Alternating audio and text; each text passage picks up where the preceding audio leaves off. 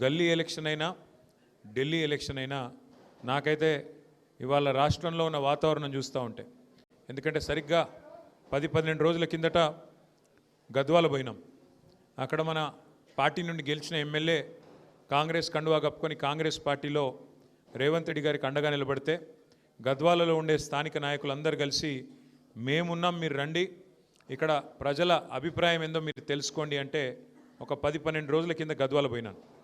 తర్వాత నిన్న అచ్చంపేటలో అక్కడ గతంలో మన పార్టీ నుంచి 2 సార్లు శాసనసభ్యుడిగా గెలిచిన నాయకుడు పార్టీ మారితే అక్కడ కూడా స్థానిక నాయకత్వం మేమందరం ఉన్నామన్నా, ఒక నాయకుడు పోతే ఏమీ అయ్యేది లేదు పోయేది లేదు, మీరు రండి మా సత్తా చూపెడతామంటే నిన్న అచ్చంపేట పోయినా.